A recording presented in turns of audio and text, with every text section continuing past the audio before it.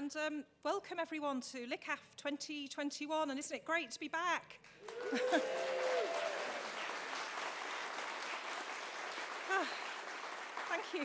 Thank you. And despite all the challenges, I'm really excited to announce that we have 10 countries represented this weekend in the flesh at the festival, as well as dial-ins from America, China and Philippines. And some of the highlights include the launch of our new project, 10 Years to Save the World, and also a focus on the comics of the Czech Republic. Tonight kind of follows in the tradition of our opening night events in that it's A, madcap, and B, we completely overstretch ourselves and our unwitting creators too. So watch out. And it's extra special because tonight is a partnership with our friends at the National Cartoonist Society in America. We'll be attempting to simultaneously broadcast live from America and the UK this show, and it's part of LICAF but also part of the virtual NCS Fest. So what could go wrong? Let's try and find out. And I'm going to take you now, all things being well, over to a city where you can get a bag of chips after 9 p.m. Over to New York City and Jason Chatfield, who's president of the National Cartoonist Society of America. Jason, are you there? Founded in 1901, the Society of Illustrators is the oldest non-profit organisation dedicated to the art of illustration in America. There he is. We can see you. Hiya. How are you doing? We're just going to give you a bit of a walkthrough of where we are here at the Society of Illustrators. Yep. Feel free to have a little look, and then I'll have a little chat with you. How about that? That sounds great. All right, wonderful. Founded in 1901, the Society of Illustrators is the oldest non-profit organisation dedicated to the art of illustration in America. The Society of Illustrators is located at 128 East 63rd Street in a graceful 5-story townhouse on a quiet residential block on the Upper East Side of Manhattan. Originally, it was a carriage house built in 1875 for William P. Reed. It's near many of New York's famed cultural institutions like Central Park and the glittering shops of Madison Avenue. In August of 1939, the Society purchased the building for approximately $33,000, which is nearly $500,000 in today's dollars. In 1951, renovations to the third floor were complete, creating a lounge for the membership and a library in what is now the famous bar. The bar, that amazing bar graced by Norman Rockwell's Dover coach, was on the 4th floor where the library is now. The street-level gallery opened in the 1950s. Then, in the early 1960s, the lounge was reconfigured into the dining room and bar. Spearheaded by a campaign in 1981 by Society President John Witt to create the Museum of American Illustration at the Society of Illustrators, the lower level was converted into a second gallery. The galleries, open to the general public, greatly increased the space for year-round exhibitions and a bookstore in the lower gallery offering posters and publications by the Society and many others. Their permanent collection houses 3,500 pieces that are catalogued for scholarly use and displayed periodically. Then, in 2012, the Society created the MoCA Gallery with a focus on curated exhibitions of comic and cartoon art. MoCA stands for the Museum of Comic and Cartoon Art. Today, the building hosts not only many Society membership activities, as well as the famed National Cartoonist Society holiday party, but also lectures, drawing opportunities for professionals and students, art competitions, publications and gifts, beautiful and informative exhibitions, and much, much more, all in the service of the art of illustration as set out in 1901 by the first members of the Society of Illustrators. Thank you so much to the Society for hosting us for NCS Fest this weekend. Wow, that's so swanky. I don't think we've really got anything to compare with that right now, but when you come back, Jason, if you're still there, it'd be great to hear a bit more about what you're doing today, what NCS Fest is up to. Yes, NCS Fest is pairing with the Lakes International Comic Arts Festival this weekend for our second virtual NCS Fest weekend. We're sort of doing a bit of a cross-pollination with yourselves, where we have 2 days of cartoon and comic art programming live on streaming on ncsfest.com and across YouTube Live, and doing a few sessions as well that will be simulcast, like this one, between the UK and the US. A bit of a hands across the pond initiative. So we're excited. So anyone who wants to tune in can do so over the next 2 days at ncsfest.com. And of course, there's so much programming. I feel like everyone's really spoiled for comic arts programming this weekend between the Lakes and the NCS. So yes, we're trying something different. Brilliant. Well, we'll see you a bit later. All A right. few more announcements, and then we'll be back to join in the fun with you. Sounds great. Thanks, All Julie. right. See you in a bit. Jason Chatfield. Brilliant. It worked. Okay. And now, to officially open tonight's proceedings and also the festivals as a whole, please welcome raconteur, musician, avid football fan, lifelong Viz Comics fan, and when he's had enough of having fun, he's also the Member of Parliament for Westmoreland and Lonsdale, Mr. Tim Farron.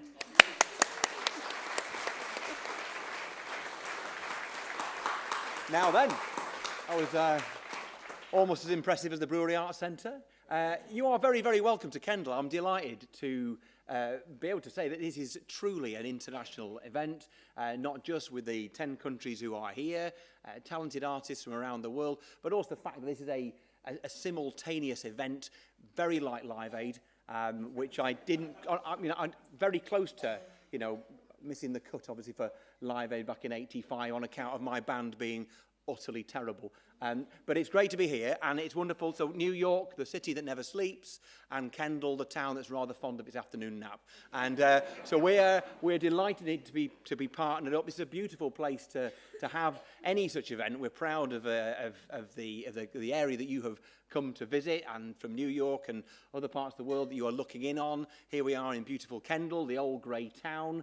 You are a mile, I think, that away from the Lake District, about 5 miles that away from the Yorkshire Dales. You couldn't have found a more glorious place. And we're here to, celebrate celebrated artists, talented artists from around the world, and there's thousands of us nerds here to enjoy their work. I'm proud to be a comic nerd. What is it to be a nerd? It's to be somebody who's so into the stuff that they're into, they've stopped giving a stuff what anybody thinks about them. And that's why nerdery is a perfect and beautiful state to be in. So we're proud of that and of our status, and we're really proud to welcome you. Very proud of the brewery, which is an absolutely glorious location and the heart of many of the events over the next few days. Proud of Kendal and of the Lakes and the Dales. So why comic art? Why is it, and what is it that grasps our attention? What is it that makes us fans? What is it that intrigues us and sustains over generations a fascination with comic art, with cartoons and all the rest of it? And I think it's because to call it a genre isn't right. It's an absolute diversity of genres, from the macabre to the surreal, to the light, the dark, the infantile, the incredibly serious, the challenging, the bleak, the puerile, all of those wonderful things. And there's something for everybody in it. I think it also speaks of the phases and to the phases of our lives. I mean, for me, as a young child, the Beano. As an older child, Asterix books. As a 17-year-old, Viz. As a 51-year-old, Viz. It is, and I think that comics also kind of trigger something about the impossible, because before CGI and even with and beyond CGI, the impossible is possible with comics. Is to take you places that are not, they're not normal. They're not things that you can expect to see in normal life. They are things that are impossible. And so, for instance, Gary Larson's Far Side with dinosaurs smoking fags, impossible. Apparently that's why they died out. That's the real reason. And Calvin and Hobbes, a tiger who talks, a 6-year-old who flies F-111s, impossible. Asterix, a small ramshackle village taking on and defeating the Roman Empire, impossible. And of course, Viz, that kind of cornucopia of impossibilities, a fish that plays in goal. I mean, come on, impossible, but possible in Viz. A boy called Felix, whose underpants are literally amazing. It would be impossible in any other universe, but not in Viz. Mickey and his moped run on renewable fuel. Impossible anywhere else but possible in Viz. And also, gingerbread sex dolls. They don't exist in real life. At least I don't think they do, because I was going to Google. And then I thought, you know, it's a House of Commons computer, could end badly. So gingerbread sex dolls may exist, but I don't believe that they do, but made possible because of Viz, because of comic art, where all things are possible. So I'm absolutely honoured to be here to kind of metaphorically cut a ribbon or what have you, and to wish you a wonderful few days here in and around Kendal, enjoying the beautiful town and enjoying the comic art on offer. And we have got some spectacular artists here, people famous for their involvement not just in Viz, but with The Simpsons and many more. And I told Rosie, my wife, earlier on, and said, guess where I get to go tonight? Guess, you know, the kind of people I'm going to be alongside. And I told her, I said, in your wildest dreams, when I, you know, first started on this business several years ago now, you think I'd be, you know, engaged in an event, an opening event where, you know, one of the artists for The Simpsons was present. And she said, love, you're never in my wildest dreams. So, but that being so, and on that dark note, I want to encourage you to enjoy a weekend of impossibilities. Have a great weekend. Cheers.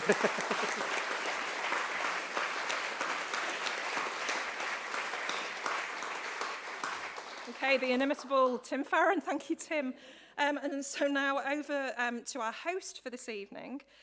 He's a writer, an ex-TV producer, a comics enthusiast, a furniture maker, and he once won Vicar's favourite item in hard materials at the Hawkshead Village Show. It's Peter Kessler. Thank you. Thank you, Julie. Thank you, Tim. You've completely ruined for me the experience of buying a Greg's gingerbread man, unfortunately. Never be able to eat one again, but I will have other fun with it. So, just going to explain to you, first of all, what's happening tonight. Battle of the Toons, a balloon debate.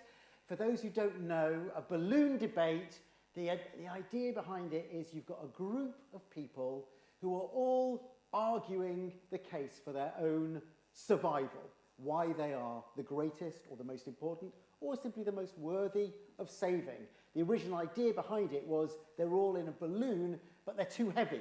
So the balloon is going down, and you need to chuck people out in order to get the weight right, to keep the balloon up in the air.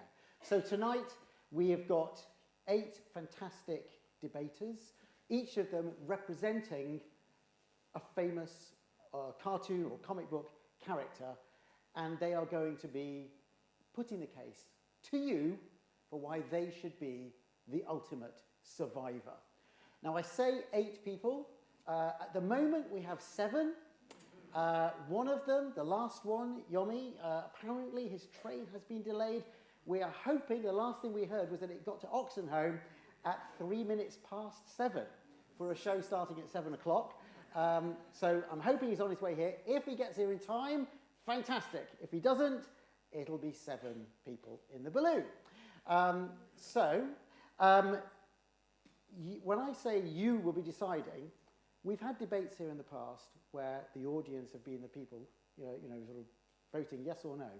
This time, at last, as a result of going online last year and exploring the possibilities of tech, this time you're actually going to be able to vote for who you want to throw out of the balloon using a phone app. So for the first time in a theatrical presentation, I'm able to say, please could you ensure that you have switched on your phones, okay? Because you're going to need them a little bit later. First of all, let me introduce you to our debaters. They're all going to come up here and they're going to take a seat in the balloon basket. We have Kate Charlesworth, Martin Rowson, Lou McKeever, Mark Jackson, Graham Jury. That's who we've got so far. 5, yes? Come on up. A round of applause.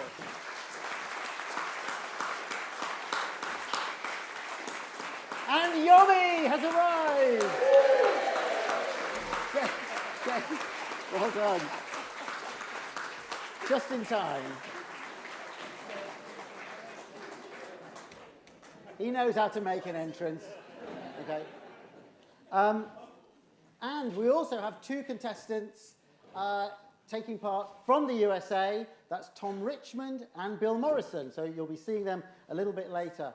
Now, while they're all doing their debating and discussions, we have got Boule here, our great cartoonist, who's going to be watching what's happening, listening carefully, and making little drawings of it as they go along. We will pop in and have a look at him from time to time. Well, not just have a look at him, but have a look at what he's doing.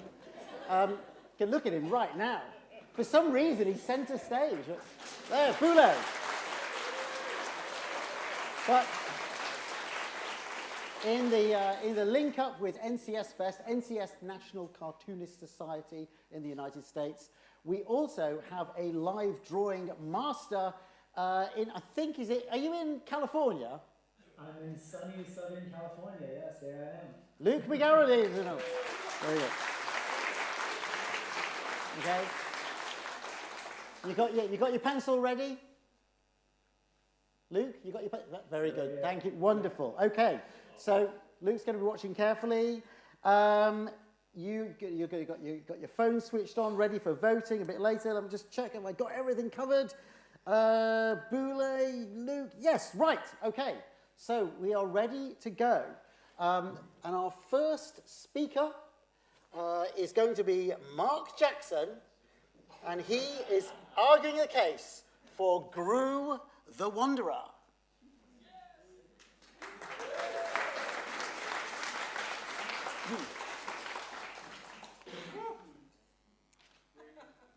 With me, not on me, obviously. Mulch. Cheese dip.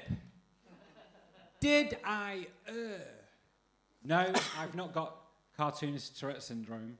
I'm here to talk to you about Gru the Wanderer. You might be sat there thinking, who the Wanderer? And to that I say, mendicants! Not Gru from the Minions. I mean, what self-respecting cartoonist would put his name to those yellow clowns? I'm talking about the hapless hero, the lovable idiot, creation of the international man of mustache, El Maestro, Sergio Aragonés. A round of applause for Sergio. Armed with two swords, half that in brain cells, and what looks like a blue video cassette attached to his tunic, Gru is a barbarian navigating distant lands, ably assisted by his loyal hound, Referto. He's an idiot that makes mistakes, not the kind of idiot where your country ends up top of the leaderboard of coronavirus deaths. No, he's more an accidentally stab a king whilst looking for lunch type of fellow. My love of Gru comics shaped my own career as a cartoonist. I clearly remember in the mid-'80s, yes, I am deceptively older than I look, that my first trip to a comic shop in a far-off land called Nottingham, where a man at the till said, have you bought this comic before? Do I need to warn you? My dad said, he looked concerned. What filth was I about to buy? Warned about what, he said. It's funny, said the guy. He was right. It was funny, and it still is. This is a photo of me holding my first copy of Gru. Let me get the clicker, 1 second. Slick. And here is that copy of Gru. Even holding it inspires me and makes me smile. Even me showing you this comic, see it. From a distance, stay back. It is still the global apocalypse, I think, maybe. It will make you feel happy. And here, hang on, clicker. Which one is it, Peter? Red one? I'll do it, there you go. There you go, Peter's done it. And here is a drawing that I did celebrating this very night, where Gru has accidentally slain all the other cartoon characters in the competition. You know, by accident. Prints on sale in the Shakespeare Centre tomorrow. Checks made payable to S. Aragonés. Gru helps us all know that simply shit happens, and that's okay. Mistakes get made, but hopefully life carries on. Sometimes being blissfully unaware is actually a good quality, and one for us all to aspire to have. We all need to take a leaf out of that funny book. Maybe, just maybe, Gru is cleverer than us all. Think about that, my friends, whilst enjoying your next bowl of cheese dip. Say it with me, cheese dip! Cheese dip. Better than that, like half. There you go. And finally, reading Gru comics actually taught me something. How many 12-year-olds do you know that mulching is the process of inbred fertilization, which employs certain decomposed organic materials, including but not limited to animal sediment, to blanket an area in which vegetation is desired? The procedure enriches the soil for the stimulated plant's development, while at the same time preventing erosion and decreasing the evaporation of moisture from the ground. My friends, fellow cartoonists and losers, I rest my case. Thank you.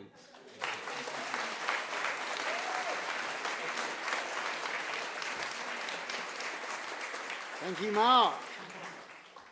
Right. Well, he set the bar very high there. I'm just preparing the next one now. Okay, so now, the next speaker, we are linking up with America, hopefully. Bill Morrison, are you with us, Bill? Is he there? Whoa, no. I'd like to introduce... Bill, you look terrible tonight. All right. It was the pandemic. I drank a lot. Okay. I'd like to introduce now, ladies and gentlemen, Homer Simpson's biggest fan. Please welcome Homer Simpson's biggest fan. Round of applause. Hello. Hi. Yeah, very good. Hi, how are yeah, you? very good. Yes. Hi. Hi, everyone. Okay. All right. The camera's here. The camera's here. Very good. Okay. Great. There you go. Hi. So, Homer Simpson's biggest fan, ladies and gentlemen. Yes, I am Homer Simpson's biggest fan. My screen name is Guy Incognito 1, number 1. Well, And, okay. What's your real name? My real name is Mort Mortensen. That is my real name. Okay. So I am here to make the case for Homer Simpson as the greatest cartoon character in the universe. All right. And why? Oh, and by the way, Yeah. he's not just a cartoon character on Okay. TV. He's real. And I know this because he comes and visits me at night when I forget to take my pills. I speak to him and he comes and sees me. Is that right? That's right. Okay. So, Well, tell us why. Why is Homer Simpson the greatest But character? before you... Why Oh, there we go. well, I will tell you. Okay. Okay, I have to pee really bad, so I'm going to go through this very quickly. First of all, Homer Simpson is a major force or a contributor to our workforce and has had over 200 jobs. And those jobs are include, but are not limited to astronaut, bootlegger, conceptual artist, tobacco inventor and farmer, garbage commissioner, beer mascot, boxer, fish gutter, baseball mascot, famous clown impersonator, paparazzo, safety salamander, voice actor, monorail conductor, and shopping mall Santa, and for you Brits, Father Christmas. Now, Homer is also quite musically versatile, having been in both a grunge band as well as a barbershop quartet. And he has been tutored in the fine art of rock by no less than Elvis Costello, Tom Petty, Mick Jagger, Keith Richards, Lenny Kravitz, and Brian Setzer. Now, most people don't know this, but he is also the only cartoon character who speaks fluent Japanese, Chinese, Spanish, and penguin. Now, Homer is the most durable character, so even if he gets chucked out of the balloon, he will not die because he has survived and endured numerous injuries. I would say outside of a Tex Avery cartoon character, Homer has survived hundreds of injuries, including electrocution, repeated cannonball fire to the stomach, 4 heart attacks in a row, losing a thumb in a brownie slicing incident, inhaling a nest of spiders, getting eyeball stitches, having a crayon wedged in his brain, being vigorously raped by a panda, and falling to the bottom of Springfield Gorge in a skateboarding accident. Homer's skull is 1/4 inch thicker than the average human skull, allowing him to survive blunt force trauma that would kill an ordinary human being. And for that, I rest my case. That sounds very convincing. What do you think? What do you think there, Peter? I thank you. He's really done his research. It's impressive. Okay, thank you. I'm Thank you gonna very go pee now. All right, he has to Thank you. pee, so he's Thank just you, going to... Bill. Thanks, Jason. Thanks, Toilet.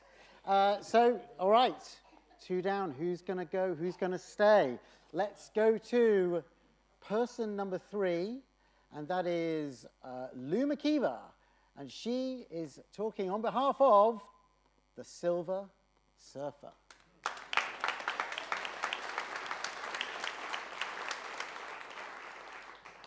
Hello, Kendall. I haven't been here for a wee while. I actually threw up in the toilets downstairs when I was in my 20s. It's vaguely familiar. Can somebody time me and shout stop when I get to 3 minutes? Don't worry about it. Have you got the clicker? Oh, aye. Okay. You just count it. Yeah, I'll shout. Right. The reason why I picked the Silver Surfer is because I just went, oh, the Silver Surfer, I knew about him, and I don't really. I decided to go on the premise that the internal dialogue of the Silver Surfer is not actually an alien who, you know, got his basically, he's actually a housewife, a menopausal housewife who is obsessed with her electric bike. So how do you click this? Is The left, right-hand button. Right-hand button. Ah, there we go. Right. This menopausal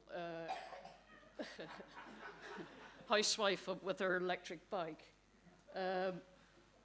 draws political cartoons. I was going to say, like, one of the reasons why I picked the Silver Surfer is I can't act. I don't want to come on as Boris Johnson or Priti Patel or something like that. Do you know what I mean? It's kind of like, because there'd be no arguments, you'd be straight over, you know. So that's why the Silver Surfer. Blah, blah, blah. Right, okay. So the Silver Surfer was drawn by Jack Kirby, and apparently he was sort of like an analogy for sort of Vietnam vets and all the rest of it. And his original name was Norin Rad. You can see why he changed his name. Right. One of the other things I like about him is his superpower of intangibility, which any women here who've had children? What you do is, like, you get a pram with a child in it, and you hold the handles, and you become completely invisible to all people. Like, let's see now. The other reason why I hope I get thrown out. Honestly, seriously, just throw me. The other reason why I really like him is, as a political cartoonist, you sit there going, humanity, why? Why are you doing this? You know, Brexit, you know, etc., etc. My other argument for keeping him in is basically people who try and dress like him. So,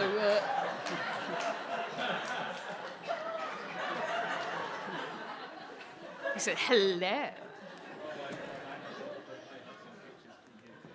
I said, oven ready. So, yeah, this is my particular favourite. We'll just stay on this, shall we? But yeah, fucking hell, I'm speechless now. Actually, yeah, he's just everything, isn't he?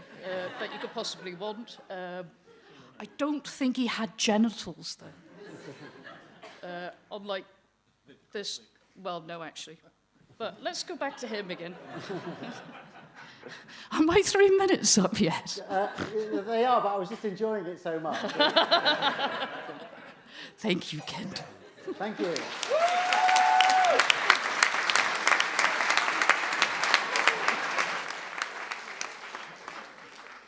That is, I mean, I know you can't get degrees of uniqueness, but that is the most unique defense of the Silver Surfer I have ever heard. I didn't know that it was literally just a choice between Boris Johnson, Priti Patel, or the Silver Surfer. Do you know what I mean? Right. Okay, I think we've given Yomi long enough to settle down. He's got... He wasn't here for the rehearsal. He's got no idea what's going on. Yomi, you've got... Welcome. So, he's arguing for Shuri from the Black Panther. Now, you've got a clicker there. I've got a clicker the here. The right arrow will take you through your pictures. You've only got 3, I think it was. Absolutely. Yeah. So, there's your first one. Okay. You're on your way. Thank you. Well, getting here has been a bit of a crazy session. I left Liverpool with high hopes of actually getting here and having a couple of beers before confronting you guys, but that's. I think the rail service had other things in mind. Anyhow. When I was asked to do this, I kind of thought high and low of how best to approach it with such an esteemed number of colleagues who I hope we can push out as time goes, that I will be the sole survivor. But I thought high and low, and I thought, you know what? Let's bring a bit of Wakanda to the table. Yeah. Now, as a kid, grew up reading all manner of comics and connected with quite a few. You know, I had my Batman period, I had my Superman period when jumped out in front of a car and a police car ran me over, which was kind of sad. So it happens the same policeman ran me over twice and almost got fired because I was the only black kid in the village. Yes, it was quite dramatic. Anyhow, back to this. I thought, you know, I love my sister, and if I were to choose someone who I felt the hope of society could fall on their shoulders, I don't think there'll be a better person than Shuri. Now, we live in a world where, being a man, I'm allowed to say this, where men have actually lost fucking touch, you know. And it'd be great to have a sister who just whips out some amazingness and shows people how things ought to be done. Maybe that amazing necklace or those kick-ass trainers, which she's renowned for doing. And I think she hails from a place that most people wished actually existed. I'm not trying to kind of bring a certain amount of seriousness to the table, but for Christ's sake, we are talking about science after all. And, you know, to think Africa could be the place where you find solutions to so much. I mean, we're talking about medicines and all the rest of it, but what about vibranium? You know, if, for instance, we introduce that into the world to get rid of petroleum, get rid of, even solar becomes a secondary sort of thing. And then you have the magic associated with that beautiful aesthetic. And I kind of thought, she is a dream come true, the sister everybody wishes they had. The genius that we hoped was running the world. You know, give it World Bank and all the rest of this stuff, I'm sure Shuri could deal. And if you needed that hope personified, there she is. Kick-ass as well. So that is the reason why I'm bringing Shuri to the table. She is and can be the last hope for mankind, womankind, worldkind. I love Gru. Absolutely. Red Gru. I mean, with that dog of his and that saber that he tucks to, he's the lunatic. To be honest, I compare Gru to our current Prime Minister.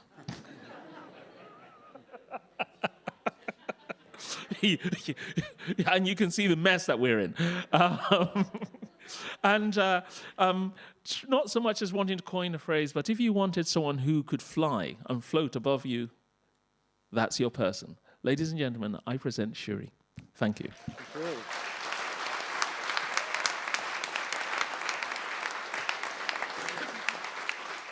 Okay, so 4 down. I think it's about time we took a little rest. And let's go to Boulay. Have you been inspired by anything you've seen here tonight? Take us through it. Well, I think there was an obvious answer here.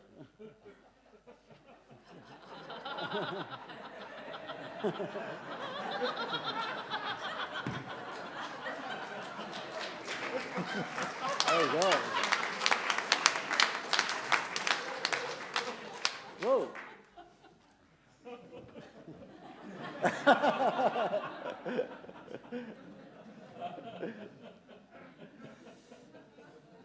Very good.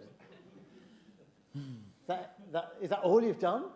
I have more if you want, but for later. Okay, I'm keeping some for later. I can't believe the detail you've done in just such a short time. That's fantastic. Thank you very much, Boulay. Thank you. Right. But don't forget, on the other side of the world, we have Luke McGarry, who's also hopefully been watching. Luke, were you able to see any of that? Hi. What if... So I did a couple drawings. First of all, Mike Jackson inspired me. This is Gru and Steve McGarry and the Minions giving him a kicking for that unwarranted Minions dig he threw in there. Next up, I have Silver Surfer as a housewife on his exercise bike watching Jeremy Kyle. And finally, we have Yomi turning up late. But pulling it out and making a very solid argument for Shuri. But I imagine he's a bit puffed out. Thank you very much. Fantastic. Okay. Right, so now we're going to proceed with the debate. By the way, I should just explain, after we've had all 8 of them, when you vote, we're going to throw out 4 people. Yeah? Who was that? 4? My God, you must be joking. The remaining 4 will then have another chance to persuade you. Then you're going to throw out 2. And then finally, you'll throw out 1 more at the end. So it's not all going to happen in one go. So let's move on now. Who's number 5? It is Martin Rowson. And he is representing Crazy Cats. Colleagues, comrades, chums. I come here to represent my client, K. Cat, who cannot be here this evening because they are 108 years old. Their creator died in 1940 and they don't exist. But nonetheless, Crazy Cat exists in more ways than it's possible to imagine. If you're unfamiliar with the antics of Crazy Cat, drawn by the great George Herriman, the great African-American comic artist George Herriman, from 1913 to 1940, and the same story told over and over and over and over and over and over and over again of Crazy Cat who speaks in a weird Dickensian argot mixing up with Yiddish and New Orleans Yat patois, and loves Ignatz Mouse. Ignatz Mouse finds Crazy really annoying because Crazy is crazy. Officer Pup loves Crazy, hates Ignatz, is constantly putting Ignatz in prison for throwing bricks at Crazy. And that's all that happens. And yet, it happens with such an infinite variety of beauty and wisdom and everything you could possibly want from the proto-American cartoon character. The brick. The unrequited love. But also the surreal landscapes that pass behind Crazy Cat as they go about their adventures. Created 10 years before the Surrealist Manifesto. And, better yet, the Crazy Cat movie. How do I start this? Just click one more time to the right. This was made in 1916, 3 years before Felix the Cat, 12 years before Steamboat Willie, decades before Avengers, the Forever franchise. And it only lasts 3 minutes because of the brevity and the beauty and the wonderful things about Crazy, because Crazy is crazy and they are wonderful. And you'll notice I keep on using the pronoun they, because the thing about Crazy Cat is that George Herriman refused to name the gender or to announce the gender of Crazy Cat. So Crazy Cat is not only a great transsexual hero, is also a great African-American hero, created by a great African-American artist, and if you miserable motherfuckers vote to throw him out, you'll expose yourself as the transphobic, racist scum you truly are. Therefore, and anyway, Crazy will land on their feet. They're a cat. And so I implore you to save Crazy Cat. None of these other characters would exist without Crazy Cat having been created. None of them would exist. And so it'd be like throwing out your grandmother. Actually, in a balloon debate, you probably would throw your grandmother out because you get in the way. But that's beside the point, because Crazy Cat is about the inalienable, eternal verities of human existence, unrequited love and violence involving a brick. So vote for your own humanity and vote for the cat. Thank you. Thank you.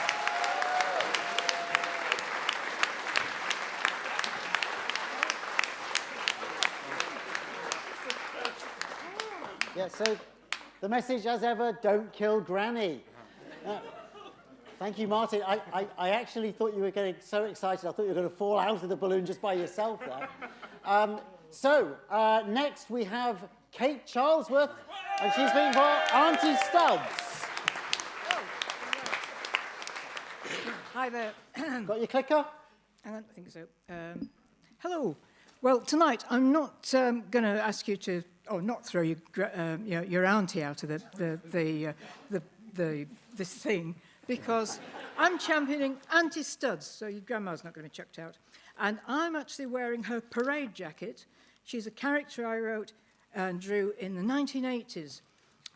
She was a beloved indie comics icon from the troubled days of Thatcher, Section 28, and the Pit Strike, to the arguably more angst-ridden times of today, which is arguing for space in a made-up balloon. So, I should have done that. There she is. And she's an outsider by definition, an anarchist after a couple of pints, and subversive by her very existence. She's a woman. She's an older woman. She's an older queer woman in comics. You know, there aren't many. She's a survivor of an endangered species. And she was born in the 1980s out of the great Grandma Giles, the Girls of Tintrinians, and a nod to Ian Sharples, Minnie the Minx, and Alan Bennett. She's a dyke's dyke and a mother's nightmare. I mean, look at me. You know, it's true. Fiercely feminist, intersectional. She's one of the few surviving lesbians never to have had a cat.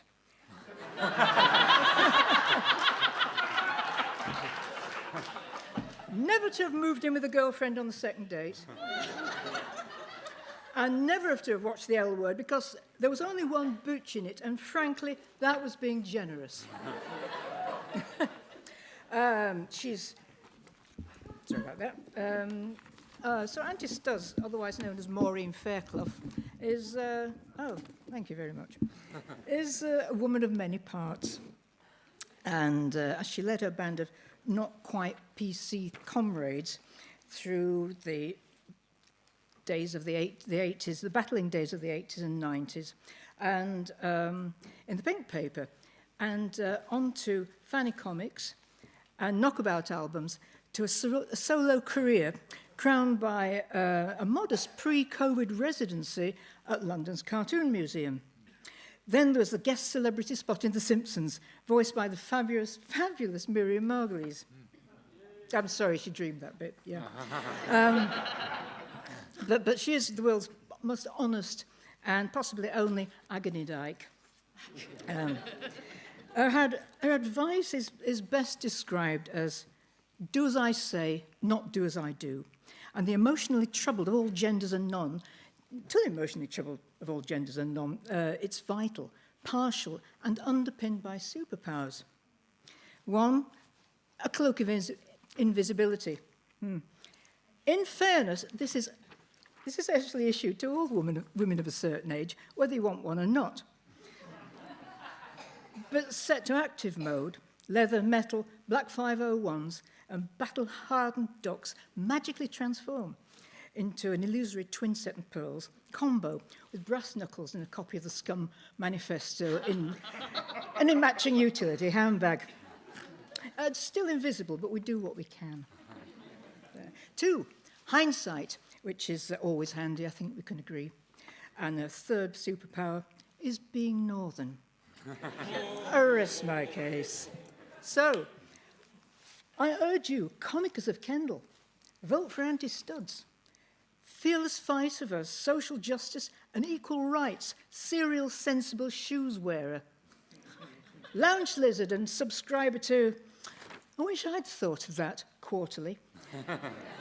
Plus Yorkshire strength opinions on today's comics industry and why wild swimming is what we used to call swimming. I thank you.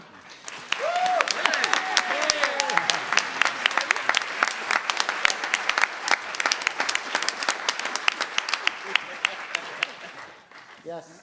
Well, she's northern. Very strong argument. Thank you very much, Kate.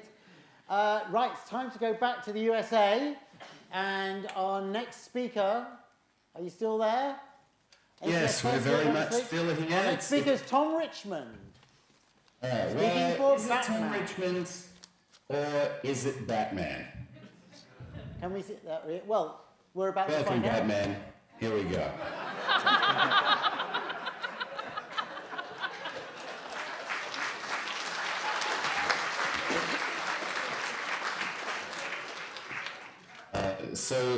Listen, Batman, welcome to the Balloon Challenge. What do you... Listen, all right. Catfield. All right.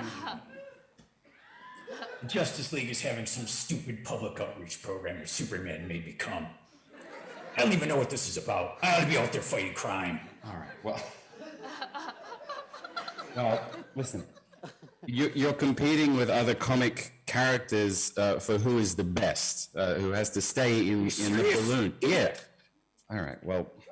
Are you kidding me? Gru? Just throw some cheese dip at him and it's over. Asterix, that guy's a punctuation mark, not a comics character. Silver Surfer? That guy rides a surfboard in space. There's no water in space. Come on. All right. Well, I mean, okay, so then why do you think you deserve the people's vote, Batman? I'm Batman.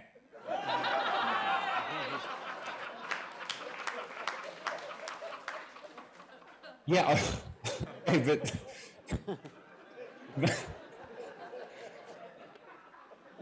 that's not a reason, that's just a fact. So, why do you think you're the best? I'm Batman. Man, I can kick everybody's ass and I've got no superpowers. That's true. I've got the coolest car. Yeah. I've got the coolest gadgets. All right. I'm 80 years old. And look at me. Look, does these other comics characters have their own meme? Alfred. You see that freaking thing everywhere. Like, in fact, if I had a dime for every time it showed up, I'd have another $1 billion on top of all my other $1 billion. Actually, Gotham Public Services are after me to take custody of Robin because they think I beat him. And I only slapped him around a few dozen times. Oh, what about this? All right. Do those other comics characters have a dance named after them? Alfred. That's the Batusi, by the way. Yeah, I'm suing Fortnite over it right now because they used it in a video game. But I hear it's very popular in the clubs still. Oh, how about this? All right. Do those comics characters have a t-shirt that literally says, "Be Batman"? I mean, are you kidding me? That says, "Don't be you, be me." That's true. You're an inspiration to millions. Yeah. Oh, and you know what? I'm also an inspiration for physical fitness. Like, I have to admit, I gained a lot of weight during the pandemic, but I took it all off immediately, got back into superhero shape. Alfred. Well, I need to bulk up a little bit still, but anyway, that got a lot of people into keto. Oh, yeah. Also, my suit has nipples. Yeah. They're real, too. Look at them. Nobody else's suits have nipples. They're real nipples as well. That's right. All right. Well, okay, so those are some interesting facts about your effect on pop culture, but I have to ask you, like, if you had to give one reason why the people should vote to keep you in the balloon, what would it be? My parents are dead.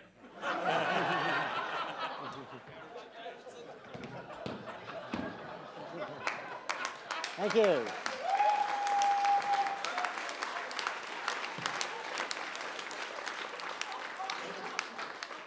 Well, thank you, Batman. Wait, where did he go? He always does that. Well, I think he made a pretty compelling case. What do you guys think? I think he's in. Thank you very. Thank you, Jason. Thank All right. you, Bruce. Okay. Right, nipples, a very strong argument there. I'm not sure if Graham, our final contestant, can really go up against those nipples, but here he is, Graham Jury with asterisks. Okay, why asterisks? Well, I'll grant you he's the smallest person in the balloon. He's the smallest character in the balloon, possibly a little bit smaller than Crazy Cat. But without a shadow of a doubt, he's the biggest personality there.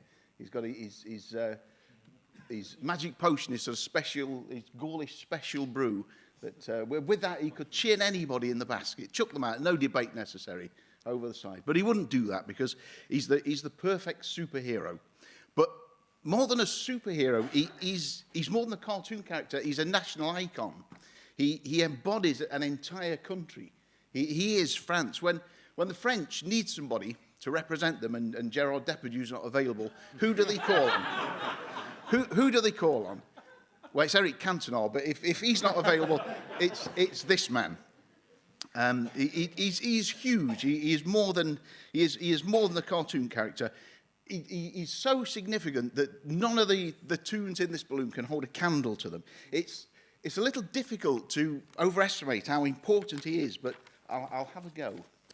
So, I mean, I love Sergio Aragonés, and I think Gru's a great character. Sergio's one of the best cartoonists. But have NASA ever launched a satellite named after Gru the Wanderer? I don't think they have. But this is the Asterix satellite that the French Space Agency sent up in 1968 or sometime. And it's still there whizzing round. And it'll be whizzing round long after Gru is just a dusty relic on a museum shelf. Homer Simpson's loved by everybody. He's a great character. But is he so loved that the US Navy have named a warship after him? Well, of course he isn't. Nobody's that well loved. Or are they? Because that is the Canadian warship, the MV Asterix, a supply ship named in 2007 after this fantastic cartoon character. And the lifeboat on it, incidentally, is called Boaty McOblick's Face. Now, if you queue for a ride at the Silver Surfer theme park, you'll be waiting for a very long time. And that's not because it's a particularly popular park, it's because they haven't built it yet. And they're not going to either. Yet Park Asterix, on the other hand, here, he's got his own theme park named after him. It was opened in 1989, and it attracts up to 60 billion people a year. Up to 60 billion. Now, Yomi's character, Shuri, she's a powerful character. She's made away from the page to TV, films, video games, but has she ever appeared on the cover of Time magazine? Well, in common with Donald Trump, no, she hasn't. But Asterix has, and there he is again in his ambassadorial role, representing France in 1991. Time magazine, ladies and gentlemen. Now, Crazy Cat, yes, Crazy Cat's a lovable character, I'll give you that. Everyone agrees, Crazy Cat's lovely. But is Crazy Cat the type of character you choose to host your 1996 bid for the Olympic Games? Well, certainly not. No, I'm afraid they're not. But heckling's in round 2 now. Please, keep it down. He's certainly not. And in 1996, America chose him not to lead their campaign, in fact. And you might say that's because in that year America didn't bid to host the Olympics at all, but that's neither here nor there. But in 1992, France did choose Asterix to lead their campaign to host those games. And again, the fact that they went to Barcelona, again, is neither here nor there. Now, Auntie Studs is a powerful cartoon. Nobody's denying that. It's a powerful cartoon with an equally powerful and important message. But has it got a packet of cheese and onion crisps named after it? Well, it hasn't. I'm very sorry, but it hasn't. In fact, any flavour crisps that... But you can buy Asterix cheese and onion crisps. Actually, it's ham and cheese crisps. I'm doing that down. My French is pretty poor. And the French buy these, and they sell up to 6 billion packets a year. Up to 6 billion packets.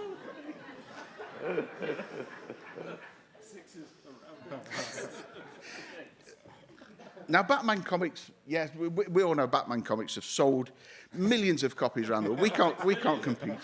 We can't compete. Been translated into many languages, but has Batman been involved in the launch of an entirely new computer operating system? I honestly don't know, but I suspect he hasn't. Okay? Yeah, Asterix did just that. He helped open the version 4 of Berkeley Software Distribution's OpenBSD security-focused, free and open source Unix-like operating system, whatever that is. I haven't got a clue, and I haven't got a picture of it to go with it. Now, I can see that I admit those last two were a little bit desperate, but I initially thought there were 6 cartoons in the blue, not 8, so I had to write a couple very quickly. So that's my argument for Asterix. Now, you've heard some pretty dismal arguments from the people here tonight, some pretty appalling, nonsensical arguments. And I say that with the greatest respect to them. But now you're going to have to decide that our lives, the lives of our Toons, are quite literally in your hands. But I'm not concerned because you're an intelligent audience, and I know you will approach this debate without bias and without prejudice. And you'll look at the arguments and you'll make your decision based on that. And I trust you because you are an intelligent audience, I know. But just in case I've misjudged you, as you leave the theatre tonight, whoops, there are free Viz pens for everybody who votes for Asterix. So bear that in mind along with the quality of the debate as well. Thank you very much.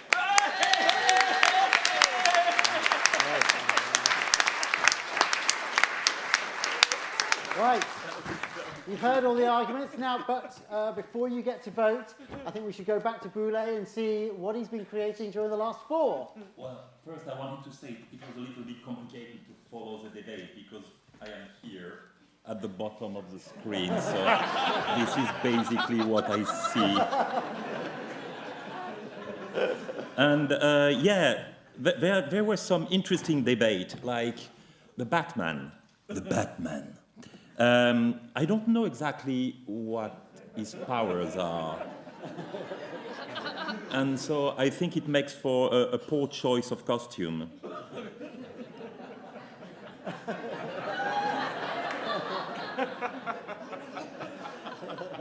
And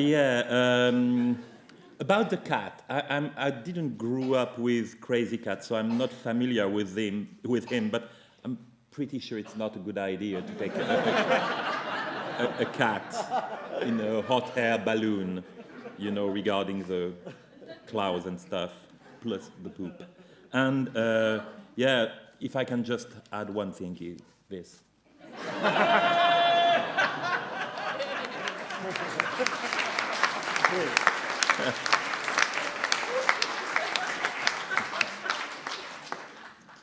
Thank you very much, Brulé. Let's go over to sunny California. Lukey. Oh, we can't hear you yet. Excellent. Hang on a second. Excellent. Oh, we've got you now. Can you hear me? Yep, can hear you. All right, well, we'll see. Anyway, here's trans icon, Crazy Cat, deciding what toilet to go in. Here's Anti-Studs giving Mike Jackson a kicking.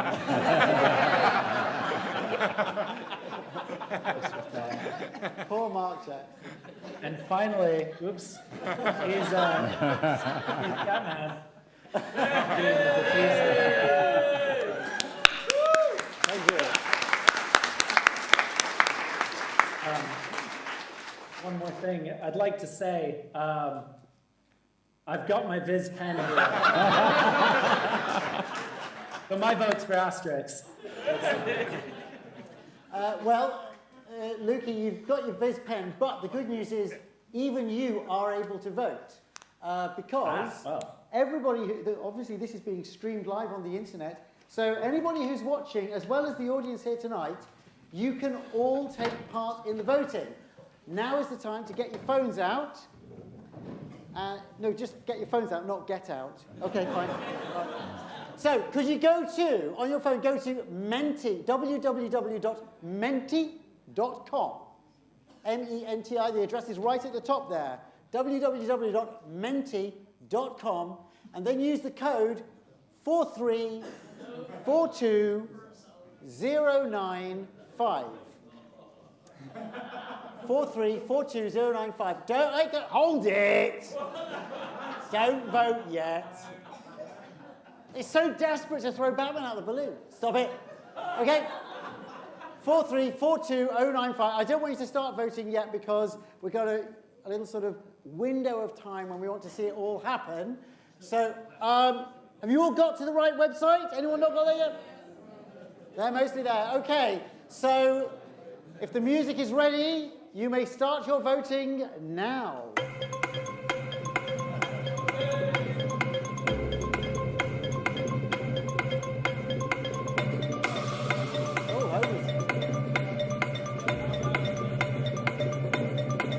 You're voting for who you want to throw out of the balloon, not who you want to keep.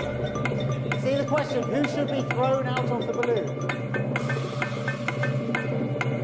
Who should be thrown out of the balloon? Oh, do they all want to keep? Let's give them a bit longer since they were, half of them didn't realise what they were voting for. Who should be thrown out of the balloon? Oh. Okay. Numbers are still going up there. Maybe we should give them one more round of the music, because it's taking a bit of time.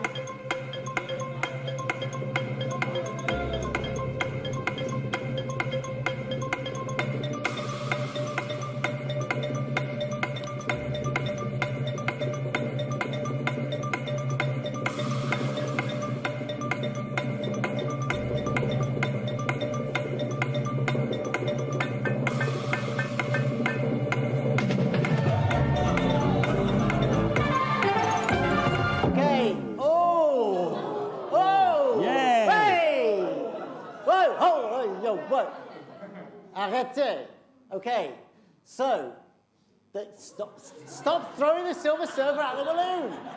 So, the four that are going are Silver Surfer, Homer Simpson, get down, Gru the Wanderer, yeah, all right, and Batman. They are the ones that. So, it's Silver Surfer, Gru, Batman, and Homer are leaving the balloon. Let's see them. Okay. No, not Crazy Cat. Yeah, Silver Surfer. Can't fly without the surfboard. Okay. Who else is going? Gru's going. Yeah. Gru's out. Who else is going? I can't remember now. Batman's gone. And finally, who was the last one who went? I can't remember. It was Homer. Where is Homer? Okay, out he goes. Bye-bye, Bill. Okay, so let's have a round of applause, first of all, for our great 4 first dead bodies. Okay. But, oh no, the balloon is still going down. We need to throw more people out, I'm afraid. So while they prepare their next bit of argument, it's time now to go to a brief couple of awards from the NCS Fest. So, Jason, if you're still there, if you've recovered from your close encounter with Batman, can we hear about the NCS Fest Awards? Sound? He's just having a chat with his friends. Yeah, I paid them so much, I told them you'd stay in the show. Sorry? They're videos. I know, yeah, but I'm pretending they're real. Sorry. All right, yes, can we go live?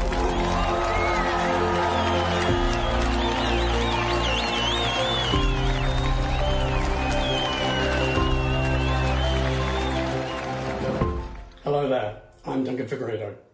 You may be familiar with my work on books such as Enigma, or Hellboy, or many others. As an artist, I strive to share emotion experiences, to create wonder, excitement. Comics truly are the gift that keeps giving. Just remember to keep that receipt in case you need to return it. And the nominees are...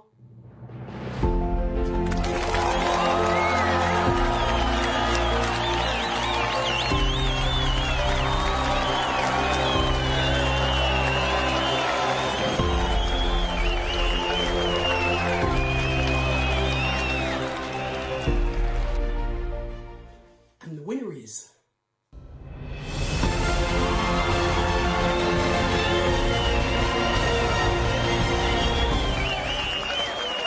Hi, I'm Walter Simonson, and I would like to thank the National Cartoonist Society for awarding me the 2020 Reuben for comic books for my work, Ragnarok, The Breaking of Helheim.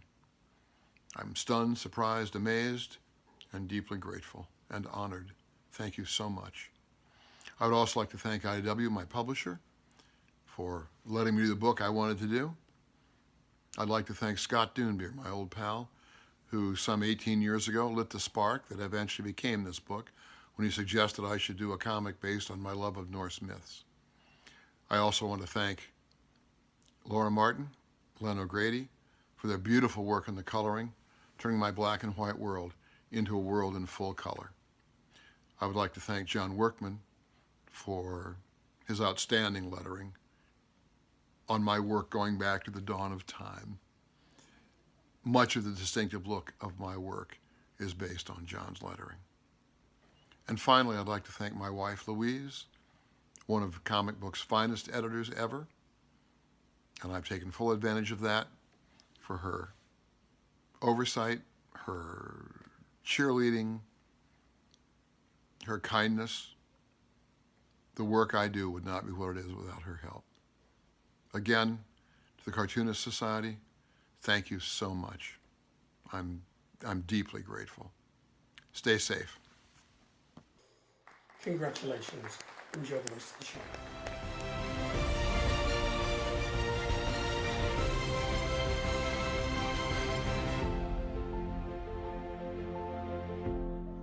That is scary. Oh.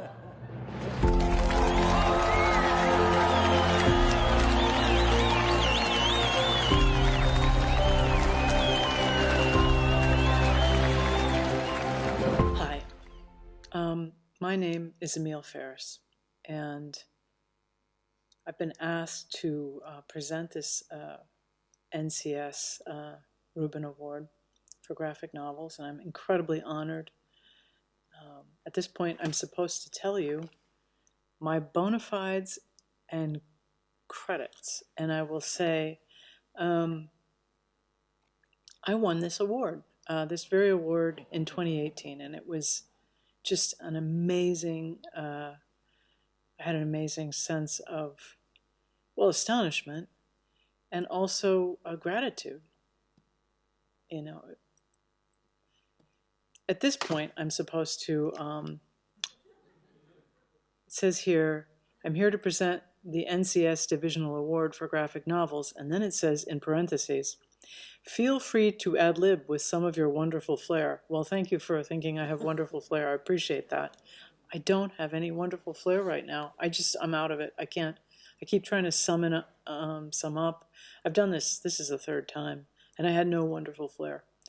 But what I do have is a sense that I know that there are some of you out there who are waiting to find out whether you won this or not. And some of you, a few of you or one of you will win it. And that's a great feeling. But also to have been nominated, I know that sounds corny, but it really is amazing. I mean, as cartoonists, we're the most impossible creatures, right? We're dreamers and imaginers and magicians. And if you can be a magician of the type that we are, to the degree that you're able to bring a work to the point that it receives this level of recognition, mainly a nomination of this caliber, that's an accomplishment in and of itself. But let's look at the bigger accomplishment even than that. You remained in the game. You're still working. And in a world that is incredibly oppressive to creative people, that's the biggest damn award out there. So congratulations. If I had 1,000,000 monster hugs to give you, some fierce, fierce growling in caves, some howling at the moon, we'd do that together.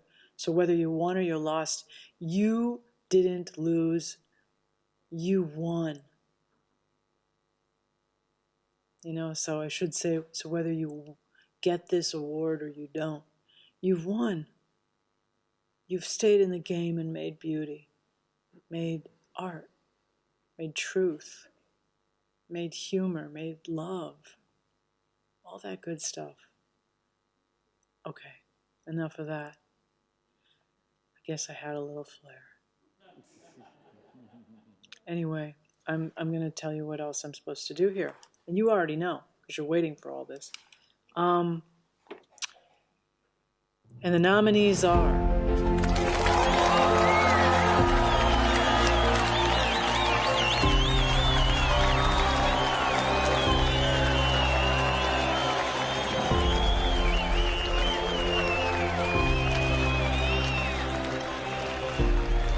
And the winner is...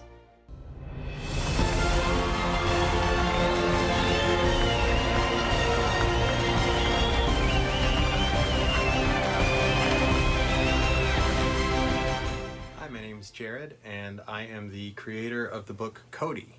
I just wanted to say a sincere thank you so much to the National Cartoonist Society and to the jury that nominated the book.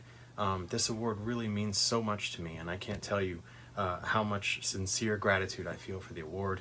And looking back on the work, I can't help but think of just the encouragement of my wonderful wife and my two beautiful kids who were just always there for me And thanks again so much for letting me be a part of the Reuben Awards. It really means the world to me. Thank you.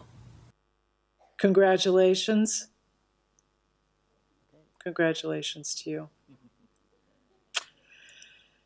Enjoy the rest of the show. That's what I'm supposed to say now. And I mean it. You know, enjoy everything. Enjoy the rest of your lives. Enjoy everything. My best to you. Okay, thank you very much.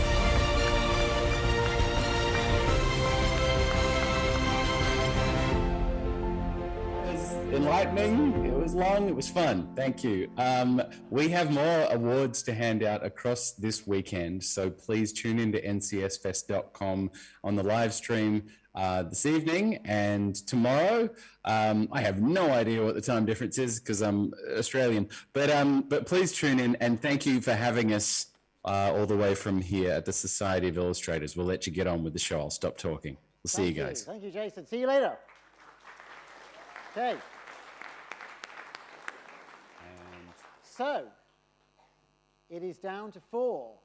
Now, in the next round of this elimination experience, they're each going to get just 2 minutes to make another short argument. But this time, the others in the basket are allowed to heckle them. So, have we got a technical issue there? Is everything okay? Oh, right, so no, we're getting rid of the Yanks. Sorry, there we go. They're gone. Yeah. Okay. Bearing in mind, the others are allowed to interrupt and heckle you if they want to. Martin, would you like to step forward and make another case for Crazy Cat? Yes. I will be brutally honest. Yomi needs a beer. He needs it now. I don't care about the cat. I don't care about any of this, but he needs a beer, and so do I. And on that bombshell, the reason you should vote for Crazy Cat is obvious. I've laid it out to you. You're not stupid. You've got memories you can remember 20 minutes ago. That was great, wasn't it? Wasn't that great? Wasn't that great? That was like going to a nativity play in the wrong primary school, wasn't it? But anyway, you shouldn't let Shuri stay in because Shuri is a Marvel character, and Marvel are evil. They're even almost as evil as the Disney Corporation. You shouldn't let Asterix stay in. He's French. You should probably let Auntie Stud stay in. Probably. But in that moment of doubt, when you say, should I, vote for Crazy Cat. Don't be mad. Vote crazy. It's as simple as that. And you'll notice they have not dared heckle a single word I've said. Thank you. Thank you.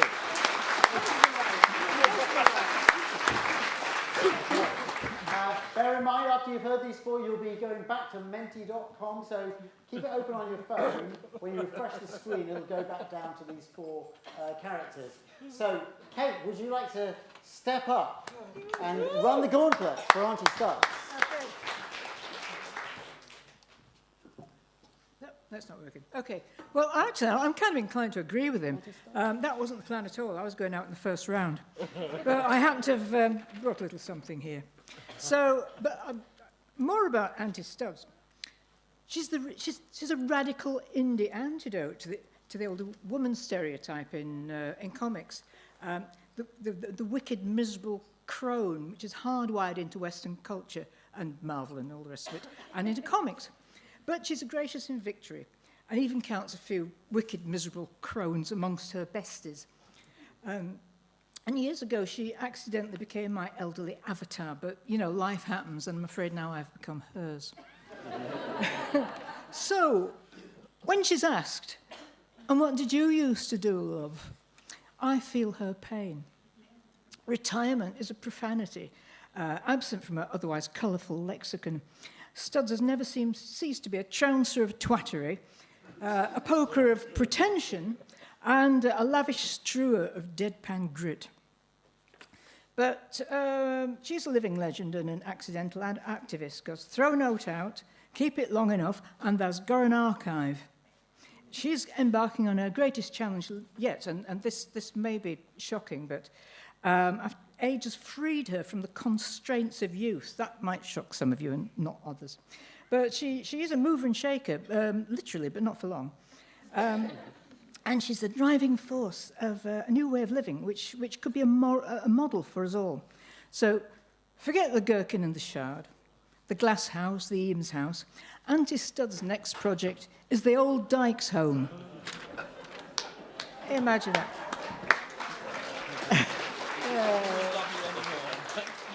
There's one for me. Yay, fantastic.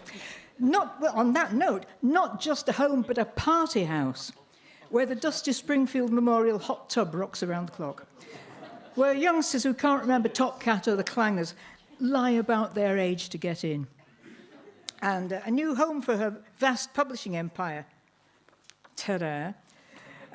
Which is currently operating out of a shepherd's hut liberated from a Tory politician's garden by the senior wing of the Lesbian Avengers. So, vote for Studs and future-proofing and fun. And to quote the Flintstones, we'll have a gay old time.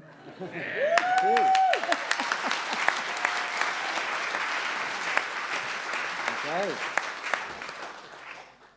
Yomi, you've had a glug? Well, He's got two pints. I think I'm being caught short somewhat here. You catch me double fisting, and that is not a pleasant thing on a Friday night.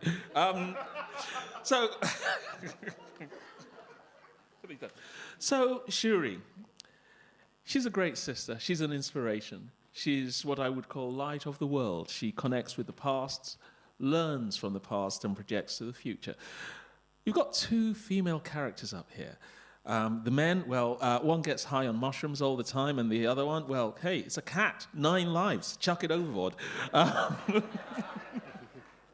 on a serious note, we have to pay attention to what we have going on ahead of us, and this is a lady who more or less represents the best in society. She understands science, and let's not forget what science has done for this world. Vote Shuri. Wakanda forever. Thank you.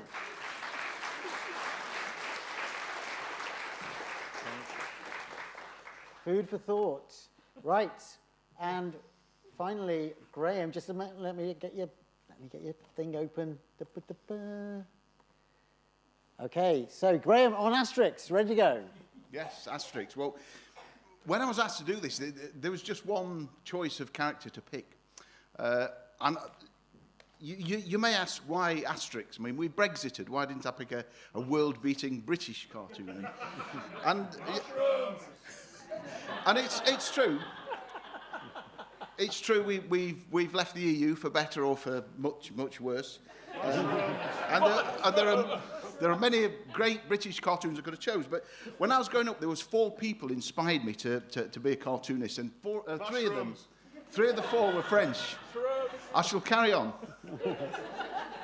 3 of them were French, and this man was one of them. Now, I don't believe in God. I'm not religious. I don't believe in heaven, but I truly believe Uderzo's up in heaven now, sitting at the side of God, and he's looking down on you, and he's asking you to vote for Asterix tonight. You're on mushrooms, mate. But more than for Uderzo's sake, I want you to vote for Asterix for this creature. Oh.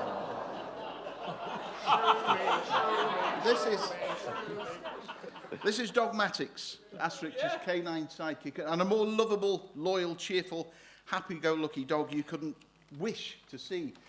That's how he appears in every Asterix cartoon, but, okay, if he was to watch his master plummet 2,000 feet to the earth, that's how he would appear. That is what he would look like. Just look at that.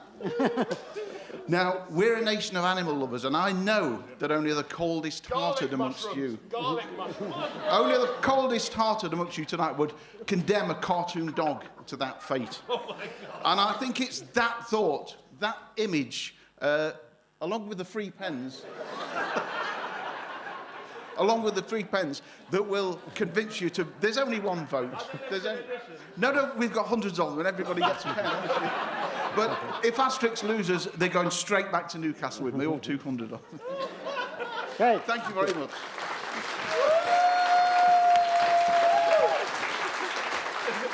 Okay. So before we go to the voting, Boule, I know we've asked a lot of you tonight already, but do you have anything to add? Oh, this was from earlier. Yeah, sorry, because that's... you never show my drawings. Well, I wouldn't be too concerned about Asterix. I think, you know, French people are basically unkillable. What I have to say, well, there are a lot of discussion and it's taking forever.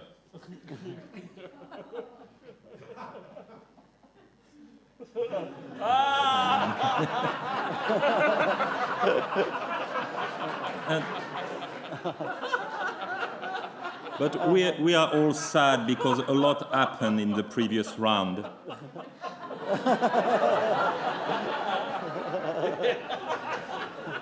And so if I could influence your vote, I just wanted to add one last thing.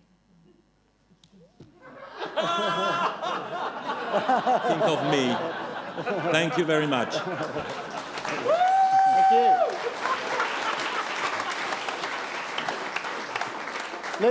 Luke, anything to add to that? Yeah, so I've just gone ahead and drawn Naomi getting drunk in a balloon. But then everyone else is just shouting mushrooms. That's all I can hear down the end of the line.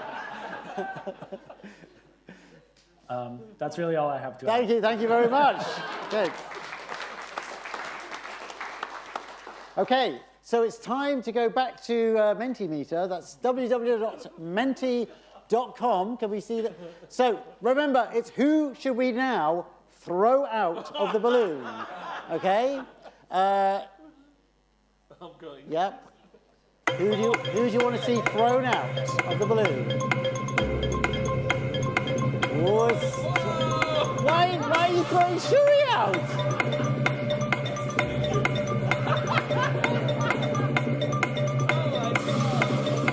What's going on?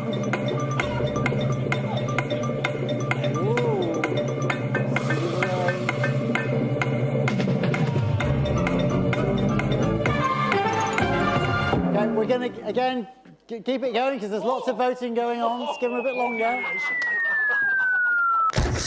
No, that was the falling out music. Are you sure you want to go again?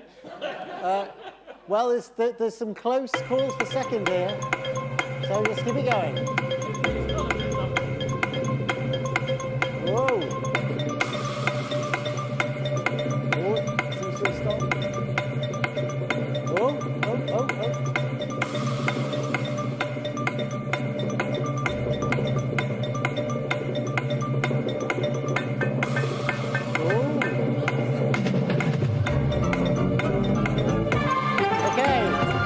Voting ends, and the two to plummet are Shuri and Auntie Studs. Well done. We know we tried.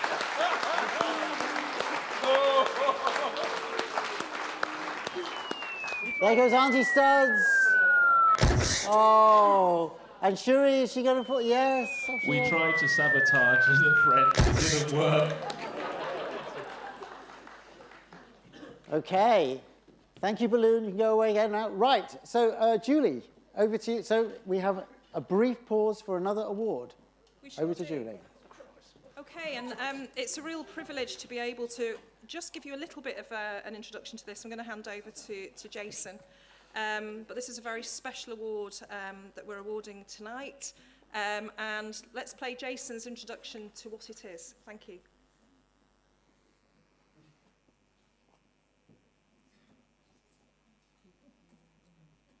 Thank you, Julie.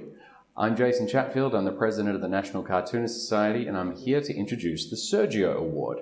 What is the Sergio Award? That's a great question. Let me tell you.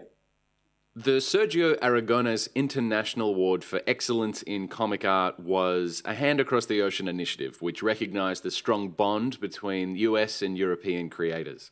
we wanted to recognise the very best international talent through a joint award between the NCS and the Lakes International Comic Arts Festival.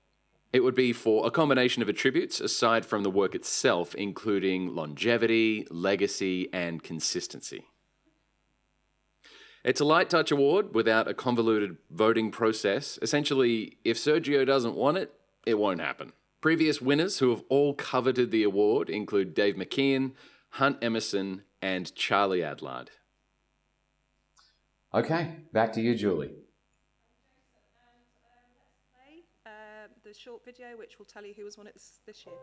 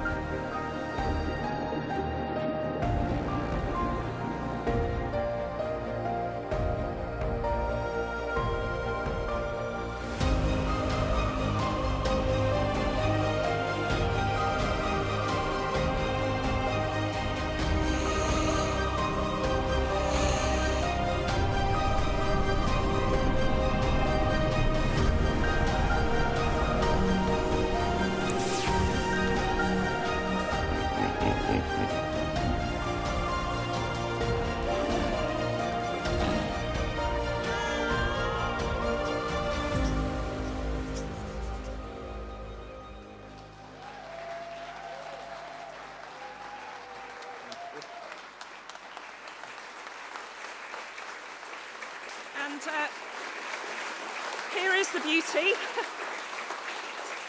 Here is the beauty. It's travelled all the way from America, and what better than to hand over to Charlie Adlard, last year's winner, who is going to hand over this award to Boulay. Charlie.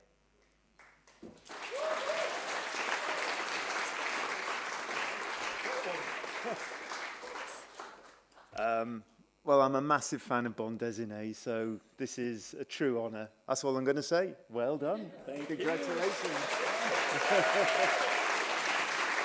Thank you.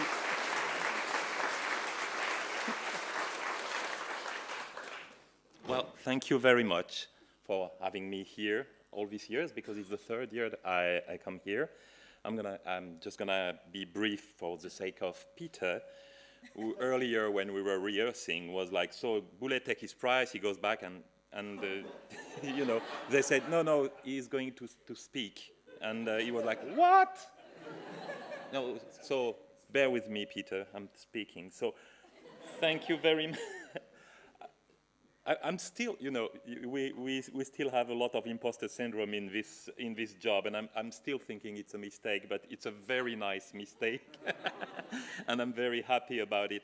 So I was told that Charlie was going to give me the prize because he got it last year. Does that mean you are going to unscrew that next year and give it to someone else? Because I'm gonna run with that, and you will have to, you know, to take it from my dead hands. So, well, it's a great honor, of course, and so I just want to thank you all, everyone here, and especially the team of the Lake Festival.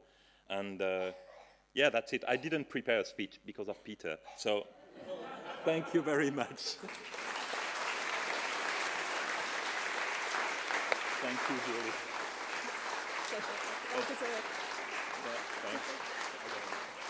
Okay, and finally on this one, we have a short video from the man himself, Sergio Aragonés, who's just wanted to say a few-ish words. Hello, friends. Hello, Julie. It's been so long. It's been since 2018. That's almost 3 years with the Lake Festival. What a place. I loved it. I had the greatest time. Met great cartoonists. And here we are again. The pandemic has been very difficult for seeing friends in person, but these have to do, and here I am with a great honor to give the National Cartoonist Society International Award for Excellence in Comic Art. And this time it's one of the best cartoonists illustrator, writer, a fantastic man, Boulet. It's a French cartoonist. And the award is so well deserved because he has made something that many cartoonists haven't done. One of them is he had, almost 20 years ago, introduced the field in the computer. He has a blog called the blog BD, which means la bande dessinée. And that means that thousands of young people who have never read a newspaper or magazine or even comics, now in the computer, they can be introduced to this fantastic field. So that's one of his great achievements. Besides the amount of books that he has done, he touches subjects, science, humor, politics, everything. He's a fantastic, not cartoonist alone. He's an artist, he's a writer, he's a creator. So nobody deserves that award as much as he does. And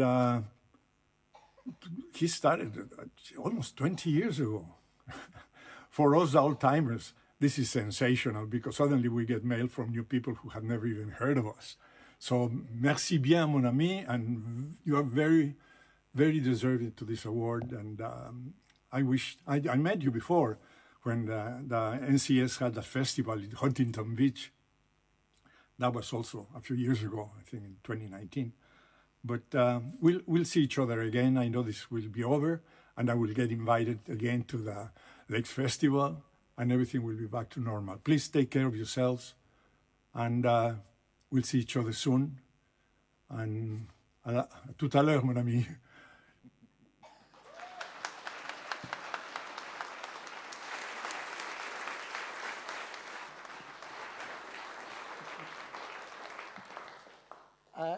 Apologies, Boulet, for saying I didn't want to give it a talk.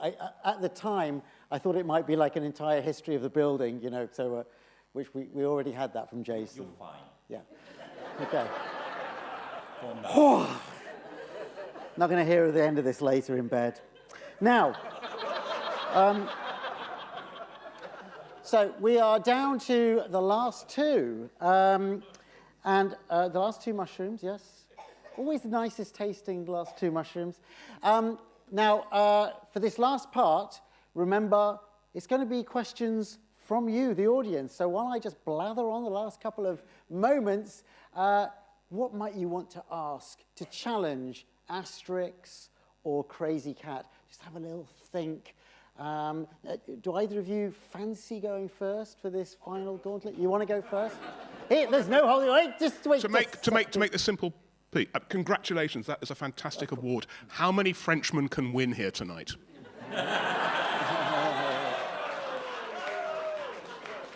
Okay. Now, so are there any questions for the Crazy Cat argument? Well, there's one right here, first of all, from Mark.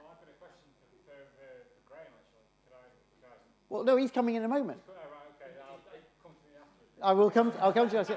Yes, Charlie, for Crazy Cat. Well, I've got a question for both. Who draws the best horses? Best horses? Ooh. Well, Crazy Cat is a cartoon character. Crazy Cat doesn't draw anything. George Harriman. Yeah, you know. We're not voting for George Harriman or Zero. We're voting for the characters, Charlie. Do you understand how this works? Okay. How many lives are left of Crazy Cat? Crazy Cat is eternal, which makes this all a bit of a joke, really, doesn't it? I have a question. Yeah. Okay. How can you genuinely expect a character who has literally the same story every single time they appear to be treated as the greatest creation of all time? Are you literally insane? That's the whole basis of everything. That's the whole basis of the bande dessinée. Have you never read Peanuts? There's variations there. There's variations, and there's variations in Crazy Cat. There's all sorts of things happen in Crazy Cat, but it's the same narrative arc, and therein lies its genius. It is like Zen. It is like doing the same Zen character over and over again until you go into a kind of nirvana-like bliss, and you would choose mushrooms instead of that.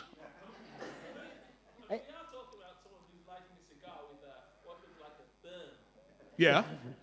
Your point? Any other questions? Any questions from the candle audience about Crazy Cat? Anybody here actually read the collected, complete Crazy Cat? I will tell you two things. Before we take another question, I'll tell you two important things you need to bear in mind about Crazy Cat. As I said, George Herriman reclaimed as a great African-American artist because he was born during segregation and you had to choose he was mixed race, you had to choose as being white or coloured, as they then called themselves, or were called, rather. And he chose to identify as white, so he would have to sort of disguise his African-American nature, so he would always wear a hat. However, he was a man who was so caught up in his art, he asked William Randolph Hearst for a pay cut. Now, you bear in mind the nature of the commercialization of comics. That's a beautiful thing. The other beautiful thing is when they came to start anthologizing Crazy Cat in the 1980s, they found the original artwork. Now, Herriman lived in the Mojave Desert, where it doesn't rain, except it rains occasionally. And there was a pile of original artwork that high in his garage, as they say over there. And over the previous 40 years, it had rained enough for the hole above this pile of artwork to admit enough rainwater to turn it into a sludge, like papier-mâché. And the man who edited the collected Crazy Cat thought, oh my God, I must save this. I shall dry it out. And this is one of the greatest surrealist acts of all time. He dried it out in a potter's kiln, and it set solid into a huge lump and fell in half. And he now uses it as a doorstop. And people say, what is that? He said, that is half the original artwork of Crazy Cat. And for that beautiful surreal act alone, you must vote for Crazy Cat. Thank you. Okay.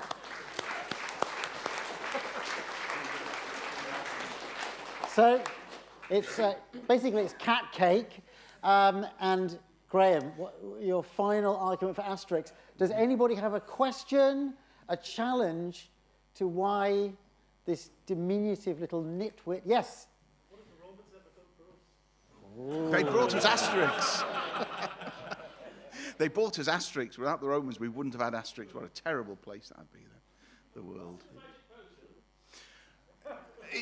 I don't know. It's mushrooms, possibly. It's I think it's mistletoe cut with a golden sickle from the Druid. Getafix cuts it down. I don't know. You'd have to ask Goscinny, really. For which you'd need a Ouija board, unfortunately. You would, yes, for either of them. Any other questions about? Yes. Go, yes. Mark. I said it was going to. The nature of the medium is to entertain. Yes. Asterix is always different. It is. For all the benefits that we have for Crazy Cat, it's the same story. Yeah, and that's enough to vote for Asterix. I mean, Crazy Cat's very good, but you know, I mean, really, the same story. I mean, it's as bad as us. I mean, Viz Comic, we do the same story all the time, over and over again. We know how easy it is. So, you know, Crazy Cat is not really trying that hard. Okay. Yes. I'll come to you.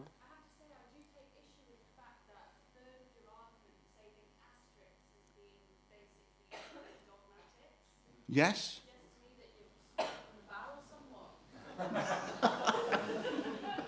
Well, yeah, I can't really argue with that. I mean, it's just that. No, you're right. I just like drawing dogmatics anyway. I've never seen him with such a sad, miserable face. Mark. After being so cruel about Drew, and then seeing such lovely words from Sergio, do you feel that at any point you're actually going to ever win the award? No. I did try and tip the balance by saying I think Sergio is one of the best cartoons we've ever seen, but no, I don't think that's. Do you think? We've never actually won anything ever. The only thing we ever won was we once won the Strip Cartoon of the Year at the 2008 British Cartoon Society Awards, but we were sponsors of the event and we'd threatened to withdraw our funding unless we won. We'd threatened to withdraw our funding unless we won, so it sort of took the edge off the victory a little bit. One more question from over there. Young man? Sorry. Above you, yeah? Yes, with a white t-shirt. Yeah. Yes, you. Do you ever dye a moustache? Sorry? Does Astro ever dye his moustache? Not in any of the cartoons I've seen him do it, so it's always nice and white, but he may well have done. And I'm sure if Uderzo or Goscinny had thought of that, they certainly would have done, because that's a dead good idea. I like He that. dyes his moustache, he's going out the balloon, I'll tell you that. Okay, I think they both had... Oh, sorry, sir. Yes, last one. How can we have the wristbands if we watch Asterix? How can you have what, sorry? How can we get the pens if we how can we get The pens! Can we still have the pens if we don't vote for Asterix? Yes, I'm bigger than that. Yes, you can all have pens, whatever. Because I think I get a runners-up prize anyway, don't I? So yes, Okay. pens for everybody. Pens for everybody. Okay, I'm going to call a halt there because it's getting late. You've heard can have both two, arguments. sir. We've still got time, though, to get one more point of view from Boulay and Lukey. So, or are you just basking in your new... Oh, I was just enjoying being there. I'm suddenly in a very good mood. But yeah, I was wondering.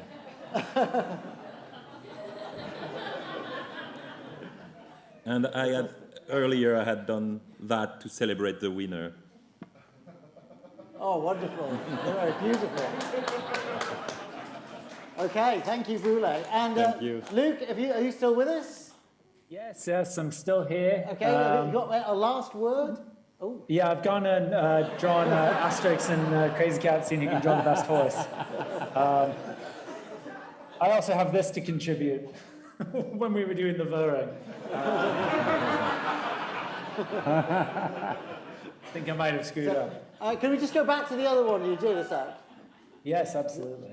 Because you've managed to make Asterix actually look like Graham there, which is quite an achievement. Well, they're both only little, yeah. Okay, well, we're going to say goodbye to Luke now, so thank you very much for fantastic input. Thank you, Luke. Okay.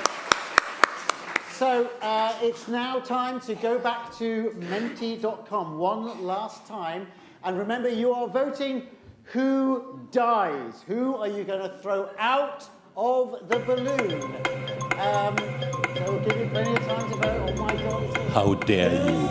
Who's going out of the balloon? That's who you're voting for. Who's going to go? Ooh, it's pretty close. It looks like Crazy Cat is going to be the ultimate cartoon character.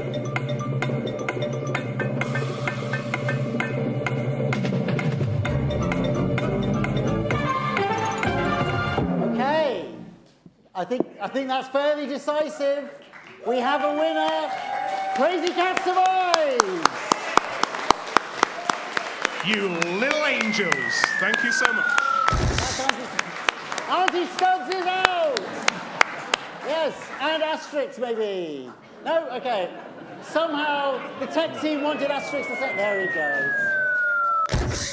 Okay, so I think we should maybe get all of the contestants out here for one final show of appreciation. Come on, guys.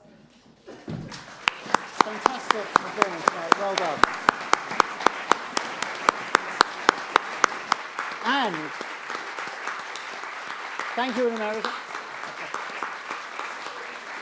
But bearing in mind that this is a balloon debate, Julie has the prizes for the winner and runner-up.